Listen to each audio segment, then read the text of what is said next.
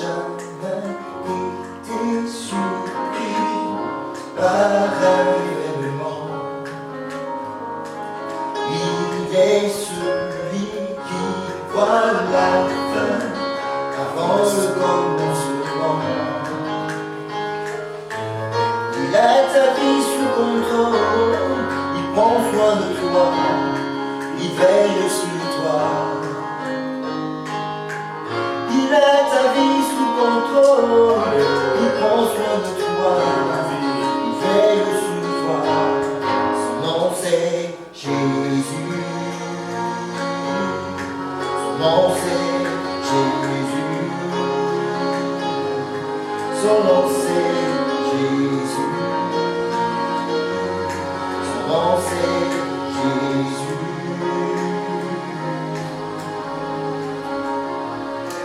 Que la maladie n'arrive sur terre, mon Dieu a tout prévu. Oui, il avait tout prévu, alléluia. Je suis l'Éternel, ton Dieu qui te guérit. Oui, il est le Dieu qui guérit. Alléluia.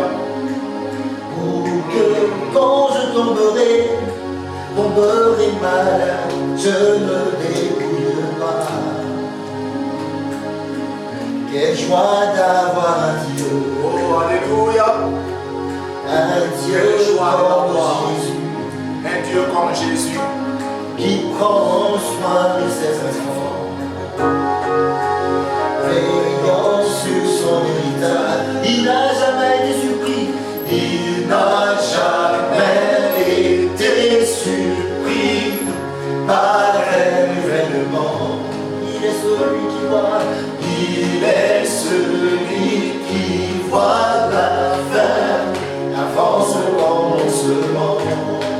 Il a ta vie sous contrôle, il veille sur toi, il veille sur toi. Il a ta vie sous contrôle, il a ta vie sous contrôle, il prend soin de toi, il veille sur toi. Son nom c'est Jésus, son nom c'est Jésus, son nom c'est Jésus, son nom c'est Jésus. Oui, Seigneur, ton nom est Jésus. Et Jésus signifie le Sauveur. Merci pour le salut que tu nous as accordé au travers de ta croix, ta mort à la croix. C'est cette mort qui nous délivre de l'enfer, qui nous délivre du péché et nous ouvre la porte du royaume de Dieu. Sois béni, Seigneur. Merci parce que ce matin, tu veux t'adresser à nos cœurs, à chacun d'entre nous, pour que notre foi soit édifiée et que nous soyons maintenus dans ta grâce et dans ta parole. Bénis cette parole. Je ne suis qu'un homme avec mes limites, avec mes insuffisances. Je voudrais donc ce matin me remettre à ta grâce, que ton esprit soit sur moi et que cet esprit parle au travers de ma personne, afin que ton peuple soit édifié. Éloigne de moi tout balbutiement, éloigne de moi toute erreur, et que la parole de Dieu soit dite dans sa pureté, dans sa simplicité, mais dans sa puissance. Sois béni, Seigneur.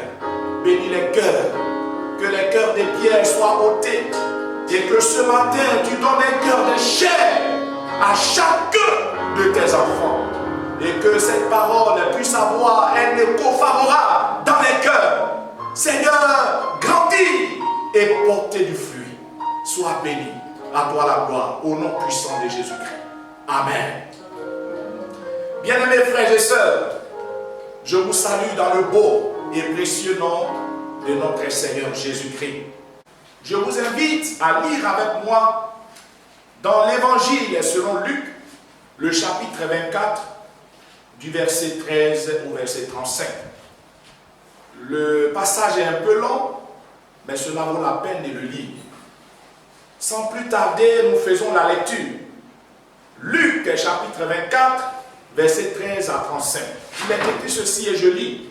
Et voici ce même jour, 2 disciples allaient à un village nommé Emmaüs, éloigné de Jérusalem de 60 stades. Et ils s'entretenaient de tout ce qui s'était passé. Pendant qu'ils parlaient et discutaient, Jésus s'approcha et fit route avec eux. Mais leurs yeux étaient empêchés de le reconnaître. Il leur dit, de quoi vous entretenez-vous en marchant pour que vous soyez tout tristes? L'un d'eux nommé Cléopas lui répondit, es-tu le seul qui, séjournant à Jérusalem, ne sache pas ce qui est arrivé ces jours-ci? Quoi? Leur dit-il.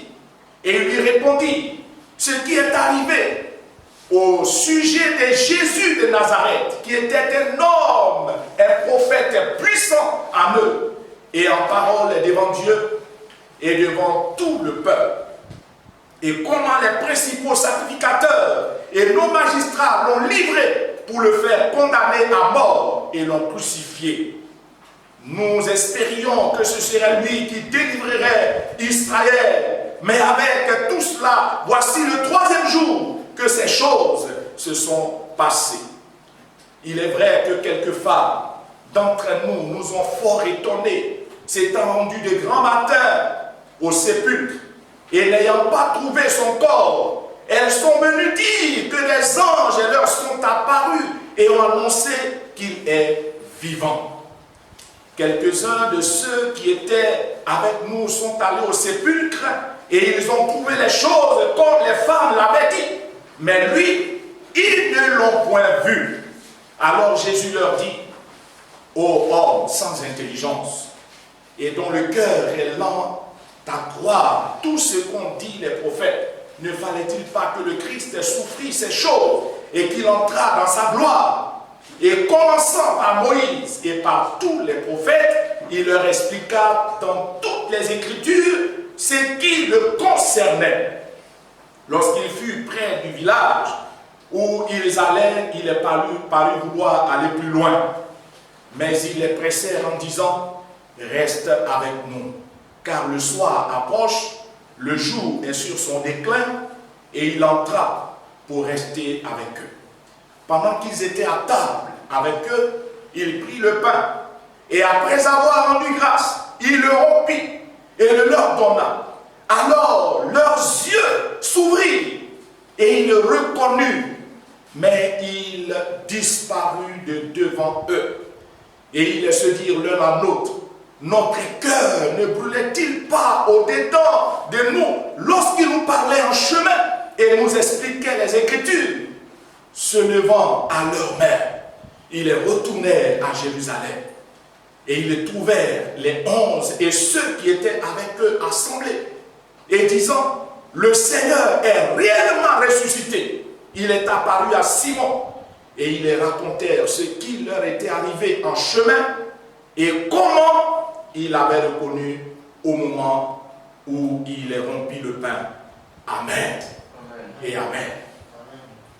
Chers frères, le verset clé qui va nous intéresser dans cette prédication est le verset 16. Il est dit, leurs yeux étaient empêchés de le reconnaître. Leurs yeux étaient empêchés de le reconnaître. Le thème donc que je vous propose sur la base de ce verset est le suivant, la reconnaissance de Jésus en temps de crise. La reconnaissance de Jésus en temps de crise. Voyez-vous, ces disciples étaient dans un moment de crise parce que le Seigneur, leur maître avait été crucifié et il a été enseveli. C'était un moment difficile. Et en ce moment, Jésus est ressuscité. Et bien qu'étant ressuscité, étant avec eux, la Bible dit, leurs yeux étaient empêchés de le reconnaître. Commençons par définir le verbe reconnaître. Ce n'est pas une définition académique, mais une définition toute simple. Reconnaître, c'est distinguer les traits caractéristiques d'une chose ou d'un homme. Reconnaître, c'est savoir que c'est une telle personne ou telle chose qui est présente là devant nous. Chers frères et sœurs, la reconnaissance de Jésus en temps de crise, c'était donc de distinguer que Jésus était là quand bien même tout allait mal. Reconnaître que Jésus était là quand bien même que tout allait mal. Mais la Bible dit, leurs yeux étaient empêchés de le reconnaître. Je vais donc développer ce thème de la reconnaissance de Jésus en temps de crise en 3 points. Le premier, c'est ce qui peut empêcher de reconnaître Jésus en temps de crise. Le deuxième, c'est comment reconnaître Jésus en temps de crise. Et le troisième point, les conséquences de la reconnaissance de Jésus en temps de crise. Nous allons aborder le premier point. Ce qui peut empêcher un chrétien, une chrétienne, de reconnaître Jésus en temps de crise. Qu'est-ce qui peut nous empêcher? Qu'est-ce qui peut empêcher un chrétien? Qu'est-ce qui peut empêcher une chrétienne de reconnaître Jésus en temps de crise? La première chose, c'est la tristesse. Lorsque nous lisons le verset 17, il leur dit, de quoi vous entretenez-vous en marchant pour que vous soyez tout tristes? Donc, au vu de tout ce qui s'est passé, la façon dont Jésus a été crucifié, dont Jésus a été livré aux principaux sacrificateurs, dont il a été livré aux hommes, aux malfaiteurs, dont il a été enseveli, tous ces événements avaient marqué ses disciples, à telle enseigne que cela avait suscité la tristesse dans leur cœur. La tristesse dans leur cœur. Voyez-vous, quand vous êtes triste, quand vous êtes préoccupé, vous pouvez même avoir quelqu'un à côté de vous qui vous salue sans que vous ne répondiez, parce que vous ne vous rendez même pas compte qu'il est là. Et la personne va dire, mais je te salue. Tu vas te réveiller pour dire, ah, je n'avais pas entendu. Mais pourquoi? C'est parce que tu étais préoccupé. Tu étais perdu dans tes pensées. Tu étais envahi par la tristesse. Oui, la façon dont Jésus a été mis à mort attristait beaucoup ces hommes. Et ils vont décrire cela. Ils vont parler de cela.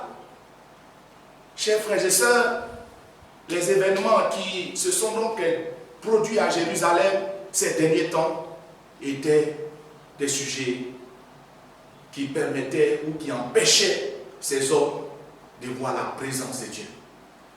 Et nous aussi, nous pouvons faire face à des difficultés, à des moments d'épreuve. Nous pouvons faire face à des moments de souffrance. Et ma foi, ces choses que nous traversons peuvent nous empêcher de voir la présence de Dieu à notre côté. Je prends l'exemple de Marie de Magdala. Quand Jésus a été enseveli, tôt le matin, elle allait à la tombe pour embaumer le corps de Jésus. Et elle a vu un homme qui était dans la cour, qui était sur le cimetière, qui ressemblait à un jardinier. Et elle lui a dit, elle pleurait. Elle lui a dit, si c'est toi qui as pris le corps de mon maître, de mon Seigneur, donne-le-moi. Oh, elle ne savait pas que c'est Jésus qui était devant elle. Les larmes avaient rempli ses yeux. Oui, quand les larmes remplissent vos yeux, nous ne pouvons pas voir la présence du Seigneur. Quand la tristesse remplit nos cœurs, nous ne pouvons pas voir la présence de Dieu. Mes chers frères, je voudrais te dire, dans la tristesse, Jésus est avec toi. Dans l'épreuve, Jésus est avec toi. Parce qu'il a dit à Josué, dans Josué chapitre 1, verset 5, alors que Moïse est mort et que Josué devait prendre la reine, c'était à une occasion difficile. Il lui dit, je serai avec toi. Je serai avec toi. Comme j'ai été avec Moïse, Je ne te délaisserai point. Je ne t'abandonnerai point. Mon frère, Jésus ne t'abandonnera pas. Jésus ne te délaissera pas. Dans la maladie, il est avec toi. Dans les épreuves, Jésus est avec toi. Dans la souffrance, Jésus est avec toi. Dans cette crise, alors que tu ne vois certainement personne autour de toi, mais je veux t'assurer que le Seigneur est près de toi. Il est à côté de toi. Voyez-vous, Méchak, Shadrach et Abednego ont été mis dans la fosse, dans la fournaise ardente. Dans la fournaise ardente, dans Daniel chapitre 3. Ils étaient 3 personnes. Mais alors le matin, quand le roi Nebuchadnezzar est allé près de la fosse, de la fournaise ardente, quand il a jeté des regards dans cette fournaise, la Bible dit, il les voyait dans cette fosse, dans cette fournaise, 4 hommes qui étaient sans lien et qui marchaient. Et le 4e, son visage ressemblait à celui des fils de Dieu. Il s'agissait donc de la présence de Dieu. Il y avait un être suprême. Il y avait quelqu'un de particulier qui était avec eux. Oui, dans la fournaise ardente, Jésus est avec toi. Je ne sais pas ce que tu traverses, mais je voudrais qu'à travers ce message, tu retiennes que quelle que soit la situation que tu traverses, Jésus est avec toi. Jésus est avec toi. La deuxième réalité, c'est l'espérance déçue qui nous amène souvent à ne pas réaliser la présence de Dieu. L'espérance déçue. Voyez-vous ce que ces hommes vont dire au verset 21. Ils disent, nous espérions que ce serait lui qui délivrerait Israël. Mais avec tout cela, voici le 3e jour que ces choses se sont passées. Nous espérions qu'il allait délivrer Israël. Sachez que la conception du Messie que les Juifs avaient et la conception du Messie selon Jésus, c'était 2 conceptions différentes. Les Juifs ont connu Moïse, un grand libérateur qui les a libérés des 430 ans d'esclavage en Égypte. Et voyez-vous tous les miracles qui ont été accomplis par les mains de Moïse pour que le peuple de Dieu soit libéré. Le peuple d'Israël a connu David qui s'est levé, qui a terrassé Goliath. Et le peuple d'Israël a été libéré du joug des Philistins. Alors pour eux, le Messie qui devait venir, c'était un guerrier. C'était quelqu'un qui allait prendre l'épée et les libérer de la domination romaine.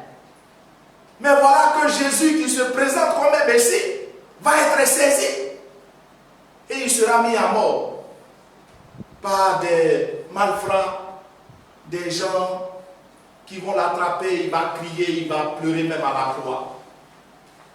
Voyez-vous, ce n'était pas le Messie que les gens attendaient.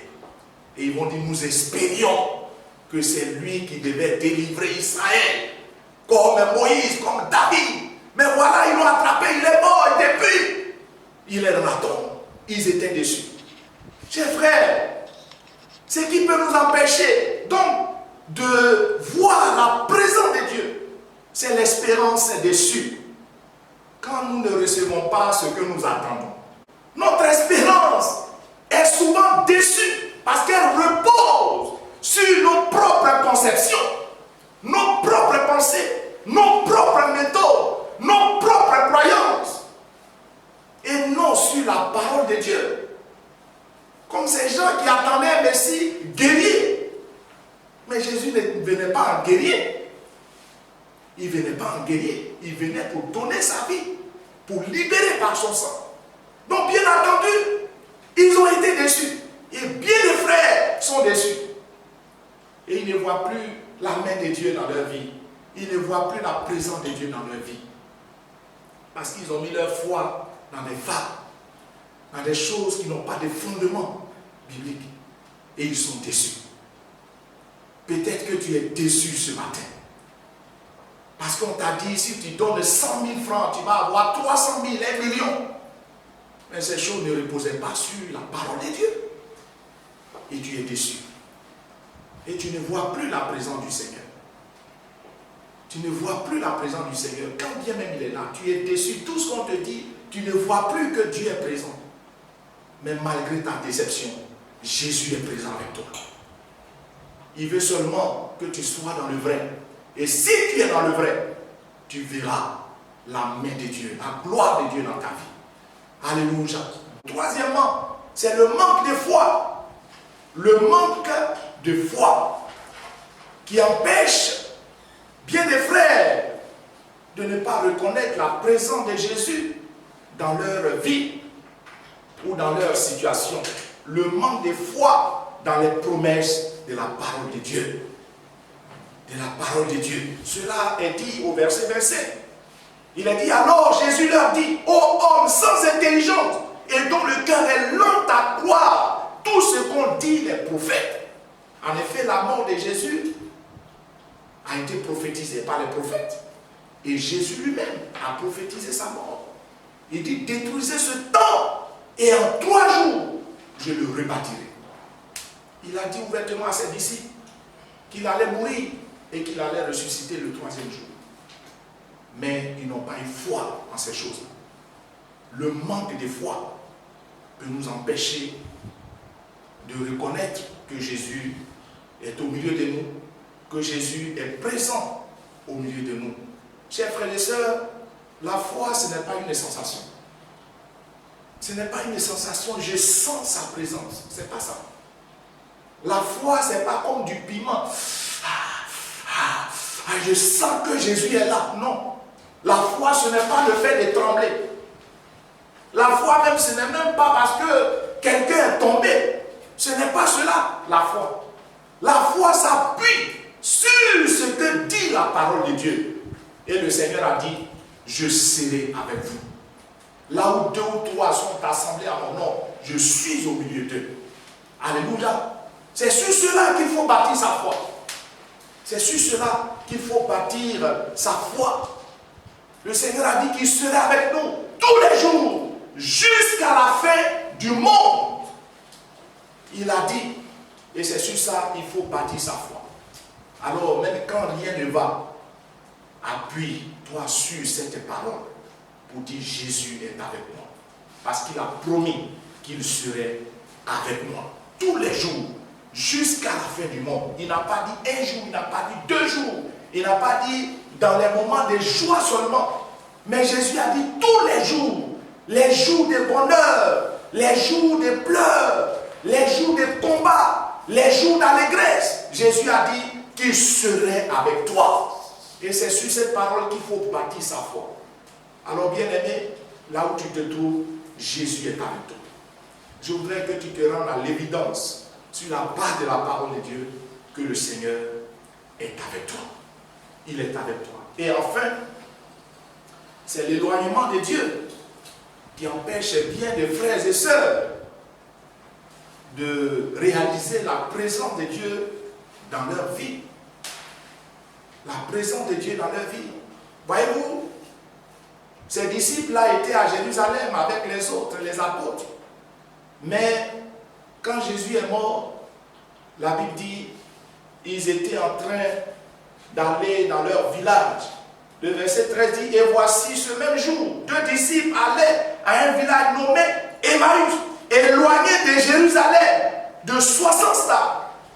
Sachez que Jérusalem, c'est le centre religieux.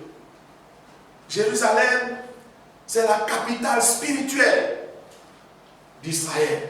S'éloigner de Jérusalem, c'est s'éloigner de la présence du Seigneur. C'est s'éloigner de la communion du Seigneur. Pour eux, la vie chrétienne a été une aventure. Ils ont été avec Jésus un temps, mais il est mort, l'aventure prend fin. C'était fini. Ils vont donc retourner à leur village, à leur ancienne activité. Ils vont retourner à là où ils étaient. Et c'est ces choses-là qui préoccupaient leur esprit. Chers frères et sœurs, quand nous retournons à là où nous étions, quand nous quittons la présence de Dieu, bien évidemment, on ne verra plus la présence du Seigneur. La présence du Seigneur. Et beaucoup ont quitté la présence de Dieu parce qu'ils sont retournés dans leur ancienne vie. Ils sont retournés à leur ancienne habitude. Et quand c'est comme cela, vous ne pourrez pas voir la gloire de Dieu. Vous ne pourrez pas voir la présence du Seigneur. Alléluia. Chers frères, il y a donc deux réalités qui vont ramener ces disciples à la présence du Seigneur. Le verset 25 à 27, Jésus va leur dire tout simplement sa parole. Il va les ramener à sa parole. Il va les ramener à sa parole. Et il va dire au verset 27, en commençant par Moïse et par tous les prophètes, il leur expliqua dans toutes les Écritures ce qui le concernait. Donc, Jésus va les ramener à la parole de Dieu. Chers frères et sœurs, le retour à la parole de Dieu nous amène à réaliser la présence du Seigneur. Le retour à la parole de Dieu, elle est capitale. Avec la parole de Dieu, la tristesse disparaît. Avec la parole de Dieu, les fausses espérances disparaissent. Avec la parole de Dieu, la foi naît. Avec la parole de Dieu, nous demeurons dans la présence du Seigneur. La parole de Dieu est un catalyseur de la présence de Dieu dans notre vie. Quand vous êtes séparé de la parole de Dieu, vous ne verrez pas la présence du Seigneur dans votre vie. Mais quand vous lisez la parole, la présence de Dieu est nourrie dans votre vie. Lisez la parole de Dieu. Attachez-vous au Seigneur. La deuxième chose, c'est le retour à la communion du Seigneur.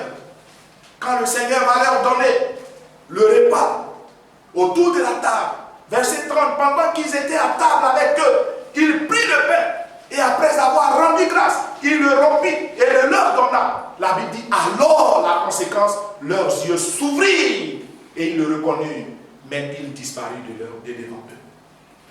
Donc là, le retour à la communion du Seigneur, chers frères et sœurs, est un retour à la présence du Seigneur dans notre vie, à la reconnaissance de la présence du Seigneur dans notre vie. Renouvelons notre communion avec le Seigneur, en coupant avec le mal, en coupant avec le péché, en vivant une vie de sanctification, de pureté. C'est ce qui entretient notre relation avec Dieu.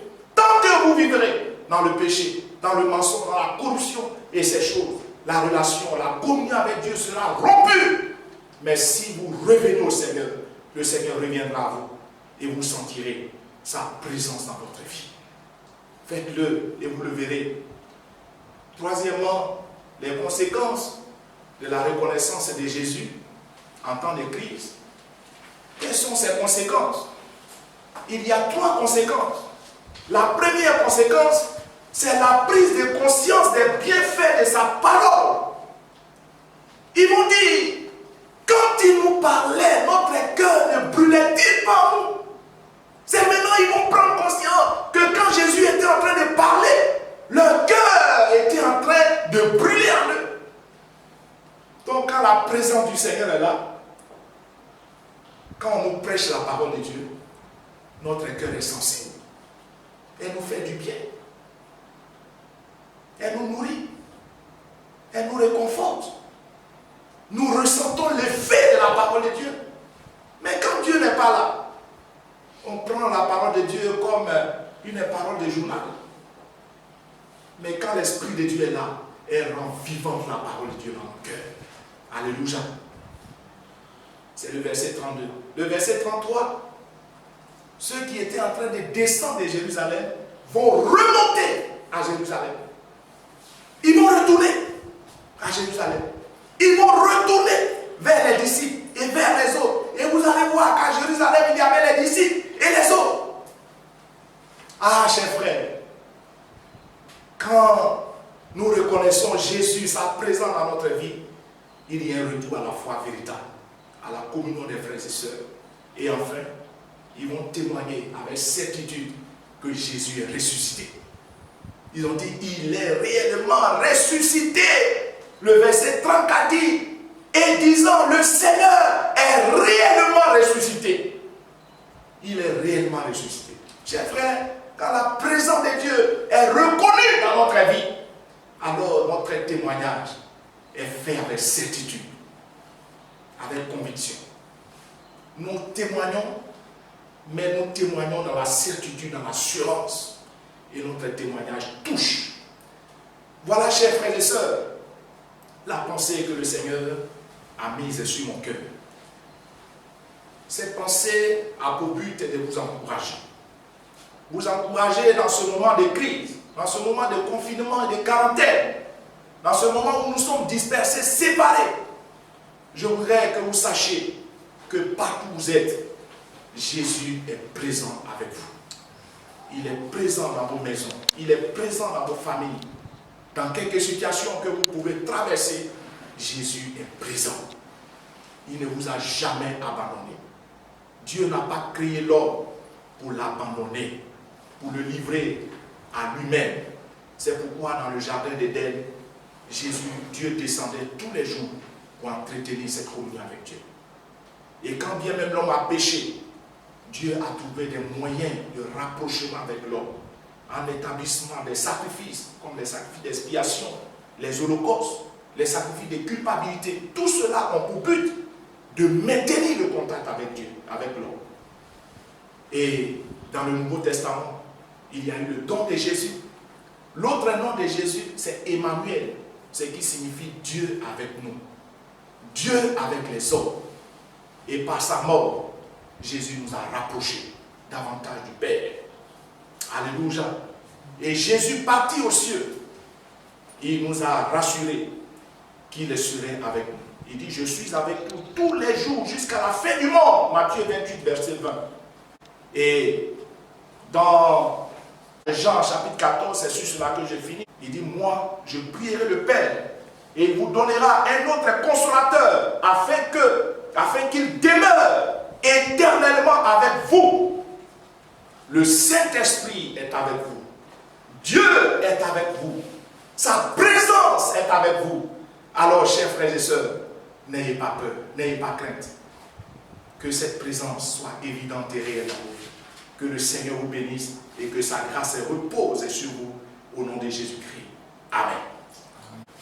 Éternel, notre Dieu et notre Père, merci pour ta parole. Nous voulons, en ces moments difficiles où tes enfants, Seigneur, sont confinés chez eux, où nous ne pouvons pas, Seigneur, oui Dieu, faire les cultes, tenir les rencontres habituelles, notre Père, te prier pour que là où chacun se trouve, que chacun réalise ta présence dans sa vie, dans sa famille, là où il se trouve au nom de Jésus-Christ, que cette présence soit réelle, qu'elle soit palpable, qu'elle soit visible, Seigneur, dans la vie de tes enfants. Nous venons d'énumérer, Seigneur, les éléments qui peuvent nous faire perdre la reconnaissance de la présence de Dieu dans notre vie, la tristesse, Seigneur, l'espérance est déçue, le manque de foi et toutes ces choses. Nous prions, Seigneur, que nos vies soient débarrassées, Seigneur, de la tristesse, de l'angoisse, nos yeux qui sont toujours portés vers les difficultés, qu'au-delà des difficultés, nous voyons la toute-puissance de Dieu. Au nom de Jésus-Christ, donne-nous de nous attacher à ta parole. Donne-nous, Seigneur, de nous attacher, oh Dieu, à ta présence, à la foi en toi. De sorte que, Seigneur, dans n'importe quelle situation, nous sachions que tu es présent à nos côtés. Merci notre Dieu, parce que cette présence est salutaire pour nous. Elle nous amène à témoigner. Elle nous amène à remonter la pente. Elle nous amène à rester fidèles à toi. Oh Dieu, que nos vies soient fidèles en ces temps de crise. La vie de tes enfants, de chacun de tes enfants. Et que Seigneur, le jour où nous nous retrouverons, qu'il n'y ait aucun qui manque à la paix. Merci notre Père. Bénis les uns les autres au nom puissant de Jésus-Christ. Amen. Amen.